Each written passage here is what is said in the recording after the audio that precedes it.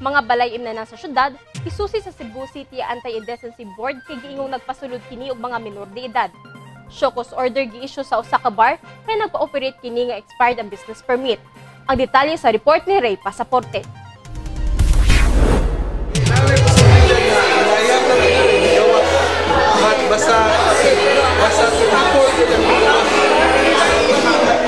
Dulan sa 30 ka mga batan-on ang naabdan nga nag-inom sulod sa bar sa Dalan Pilais ning syudad.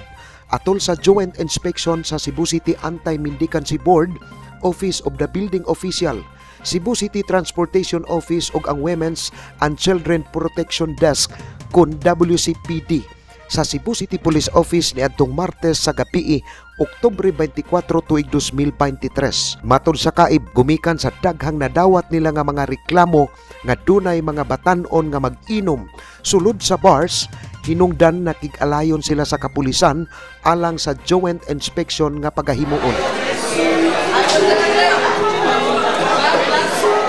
Atol sa inspeksyon, nadiskubrihan ang pipila ka mga minor de edad nga naatlang nag-inom sud sa usa ka imnanan. Matod sa kaib, gikonsiderar sila nga minors kay ilang edad ubos sa 21 anyos ug base sa ordinansa kadto lang above 21 years old ang mahimong makasud sa mga bars.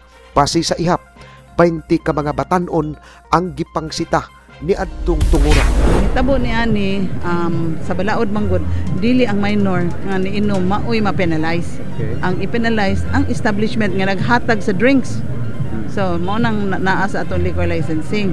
So mapadadaan na sila after ato man gipapirma para mo indicate gyud nga tinuod jud nga anak kadaghan unya mo padaog suwat ang kuan ato ang treasurer's office.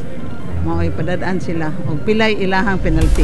Ang role sa PNP diri sa Cebu City Police Office, usami na naa sa board sa CAIB and usami nga magtan-aw sa mga bars kung naabay mga minors niya. Nasuta na to nga naagi mga minors.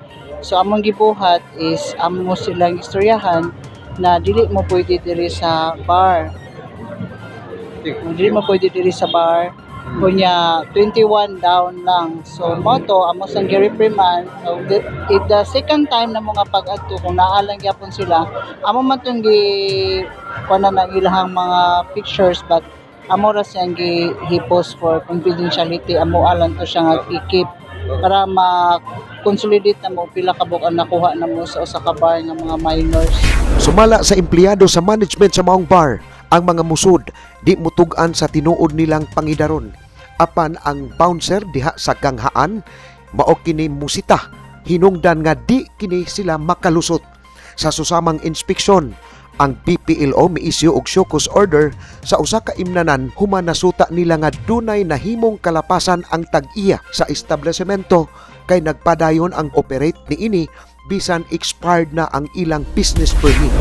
Nagano yung process sa itong mga businessman nga nabas sa violation o di sa ka-comply di makapugos tang i-recommend for closure sila. Okay, ang mayor naman yun i-power mo pa sila. Kami recommendatory rami.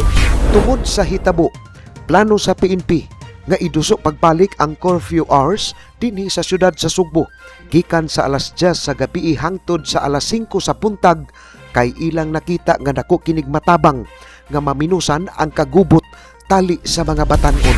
17 down kay ngano mahog pa man na sila og mga minors ang sa 17 down.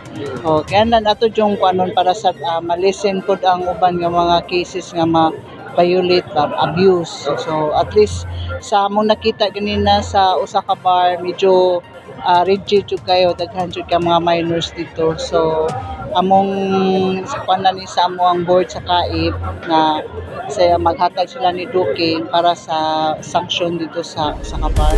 Nanawagan ang CAIB o ang kapulisan sa mga ginikanan nga hugtanong imonitor ang ilang mga anak ug tambagan sa sakto aron di mabutang sa peligro. Ihap sa Cebu City Police Office sa among City Director nga unta kamong mga minors, mga students, please lang kanang aware na mo nga dili mo pwede musod og mga bars, mga disco bars or unsa pa nga klase nga bars. And ang mga parents pod ato po silang i-take note na maghatag sila og guidance sa ila pong mga kasatagsa nga mga anak. Hopefully nga sige na tog inspection unya naatay mga makitaan nga maabot sa dunggan sa mga ginikanan, maabot sa dunggan sa mga taga-eskwelahan nga para makarealize sila nga dili day insakto. Daghan magugay na taken for granted na ron, labi ng social media na to. Open na kaayo, ipang post na ilang mga inom-inom. So eventually ma-accept nila nga normal ba. So ang atong kuan ani nga unta ang mga ginikanan magmata, magbantay kay mulid manggod ni dili lang ta may istorya sa sakit kay dugay pa man ang mga sa mga bata, pero ang attitude ba, ang kultura nga mahimo sa mga bata. So hinaot unta nga kaning atong pag-inspection, I know it's very small but hopefully maka-create og waves eventually ba nga moabot sa dunggan sa mga ginikanan nya piniagi sad aning atong mga information. Makibaw ang mga ginikanan nga sayop di ay nya kinahanglan silang mo-monitor sa ilang mga anak. Kini ang balita. Ray Pasaporte, Cebu City News.